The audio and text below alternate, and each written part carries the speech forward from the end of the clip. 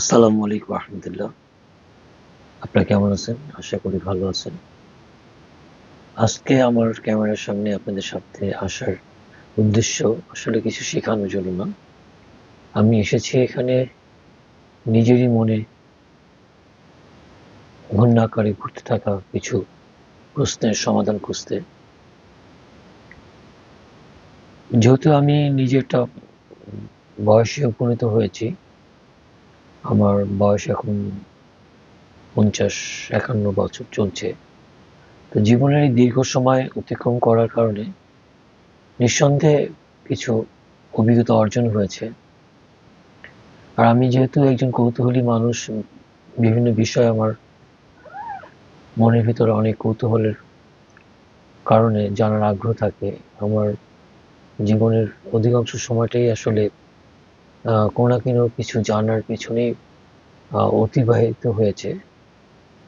এটা হতে পারে কোনো বৈষয়িক বিষয়, কিংবা অন্য কোনো আধ্যাত্মিক বিষয়, কিংবা সামাজিক, রাজনৈতিক, অর্থনৈতিক, বিজ্ঞান, আধুনিক প্রযুক্তি। বিভিন্নভাবে নিজেকে জানার চেষ্টা করেছি। আমি একাধারে ঢাকা ইউনিভার্সিটিতে অর্থব্যবস্থা নিয়ে পড়াশোনা করেছি। অর্থনীতি আমার খুব পছন্দের বিষয়বস্তু ছিল। পাশাপাশি কম্পিউটার বিজ্ঞান আমাকে অনেক বেশি আকৃষ্ট করত। আমি সার্টিফাইড একজন নেটওয়ার্ক ইঞ্জিনিয়ার। আপনারা জেনে থাকবেন, Linux operating system, Windows server operating system, networking এর উচ্চ লেভেলের রাউটার সুইচিং, ফায়ারওয়াল কনফিগারেশনের যে টার্মগুলো আছে, যে এক্সামগুলো আছে, সিসিএনএ, সিসিএনপি, সিসিএসপি, ফায়ারওয়াল, সিসি সিএসএসপি, এই প্রফেশনাল কোর্সগুলো করেছি। পাশাপাশি programming, graphic design, digital marketing, মেডিটেশনের উপরে সিলভার ম্যাথডের একজন গ্রাজুয়েট।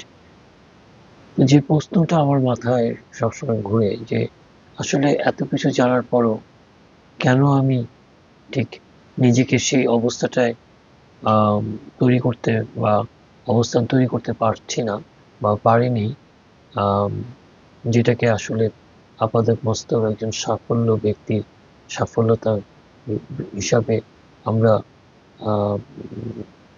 সামাজিকভাবে স্বীকৃতি দিই। অর্থনৈতিক, সামাজিকভাবে আসলে যে অবস্থাটা থাকা দরকার ছিল সেভাবে করে নিজেকে তৈরি করতে পারিনি। তো আমার মাথার ভিতরে সবসময় এই চিন্তাটাই ঘুরপাক করে, যে আসলে এত কিছু জানার পরও কেন আমি সাফল্যের সেই কাঙ্ক্ষিত লক্ষ্যটা আসলে অর্জন করতে পারিনি, কিংবা কোনো একটা নির্দিষ্ট বিষয়কে ফোকাস দিয়ে কোনো কিছু শুরু করা, এই শুরু করাটার ব্যাপারে কেন আমি আসলে সম্পূর্ণভাবে ব্যর্থ হচ্ছি। সবসময় মনে হয় কোনো জিনিস শুরু করার আগে হয়তো এই কাজগুলো আরেকটু ভালোভাবে করি, আরেকটু নিখুঁতভাবে করি। এইভাবে করলে হয়তো জিনিসটা সুন্দর হবে না। আমি হয়তো যে লক্ষ্যের জন্য কাজগুলো করছি সেটা হবে না, আমার ভুল হচ্ছে, ভুল হবে।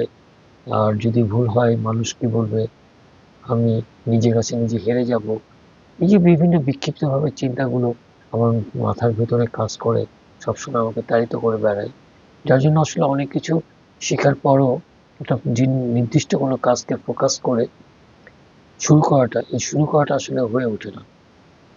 তো এর জন্য আসলে আমি যেটা প্রথমত যেটাকে নিজেকে দায়ী করি, একটা তো ফোকাস, আরেকটা হলো যে আসলে কোনো কিছু করার যেটা প্রচন্ড ডিজায়ার,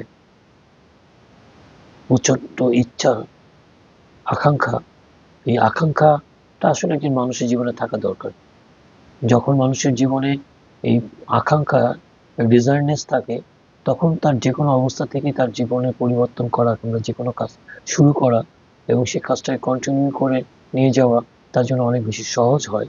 এবং সেই মানুষগুলোই সাফল্যে পৌঁছায়, যারা আসলে ডিজাইন নিয়ে, আকাঙ্ক্ষা নিয়ে কাজ করে, তাদের মনের ভিতরে প্রচন্ড রকমের আকাঙ্ক্ষা বোধ আকাঙ্ক্ষা থাকে কোনো কিছু হওয়ার, কিছু কিছু কিছু করার, কিছু করে নিজেকে ভিতরকার যে শক্তিগুলোকে প্রকাশ করার। আসলে সাফল্য হওয়ার জন্য প্রথম যেই মূল মন্ত্র, সেই মূল মন্ত্রটা হচ্ছে যে আকাঙ্ক্ষা, এই ডিজায়ারনেস্ট। এই ডিজায়ারনেসটাকে যদি আমরা কোনো বাস্তবিক ভাবে প্রমাণ করতে চাই বা ব্যাখ্যা করতে চাই বা উদাহরণ দিয়ে বোঝাতে চাই, তাহলে এভাবে বোঝানো যায় যে আপনি গভীর সমুদ্রে কিংবা কোনো একটা গভীর নদীতে আপনি দুর্ঘটনাবশত সেই পানির ভিতরে ডুবে যাচ্ছেন। এই যে ডুবে যাওয়া অবস্থা, এই ডুবে যাওয়া অবস্থায় আপনাকে নিজেকে বাঁচানোর বা জীবনে বেঁচে থাকার যে ইচ্ছা, আপনি ওই মুহূর্তে নিজেকে সেভ করার জন্য বা নিজেকে বাঁচানোর জন্য যেভাবে চেষ্টা করবেন, যেভাবে ইচ্ছা করবেন, যেভাবে লড়াই করবেন, যেভাবে আপনার ভিতরকার সমস্ত শক্তি দিয়ে আপনি নিজেকে বাঁচানোর চেষ্টা করবেন, কোনো কিছুকে পেলে আঁকড়িয়ে ধরে সেটাকে সাহায্য নিয়ে আপনি তীরে আসার যে চেষ্টা করবেন, কিংবা আপনার দমকে যে নির্দিষ্ট একটা সময় পর্যন্ত ধরে রেখে আপনার জীবনের শক্তিকে ব্যবহার করে আপনি যে তীরে এসে নিজেকে আত্মরক্ষা করবেন, এই যে একটা আপনার ভিতরে প্রবল যে শক্তি, এই শক্তিটাকেই বলে আসলে ডিজায়ারনেস। তো কোনো কিছু করার জন্য এই ডিজায়ারনেসটা আমাদের জন্য খুব জরুরি। আর এই ডিজায়ারনেস থেকেই আসলে মানুষের জীবনে সাফল্য আসে, মানুষের অন্তর্নিহিত শক্তিগুলো জাগ্রত হয়। আর এই অন্তর্নিহিত জাগ্রত করার জন্য আমাদেরকে মেডিটেশন চর্চার মাধ্যমে আমাদের এই ডিজায়ারনেসটাকে যখন প্রবল হবে, তখনই আসলে আমি আমার সাফল্যের লক্ষ্যে পৌঁছাতে পারব। তো মেডিটেশন বা আত্ম ধ্যান সাধনার মাধ্যমে আমাকে সাফল্য পেতে, তো আমার নির্দিষ্ট একটা বিষয়কে ফোকাস করে সেই সেই বিষয়টাকে পরিপূর্ণ করা বা অর্জন করার জন্য আমার মনের ভিতরে যে আকাঙ্ক্ষা, এই আকাঙ্ক্ষা বোধটাকে আমাকে জাগ্রত করতে হবে, জাগ্রত রাখতে হবে, এবং সেই আকাঙ্ক্ষা নিয়ে আমাকে চলতে হবে।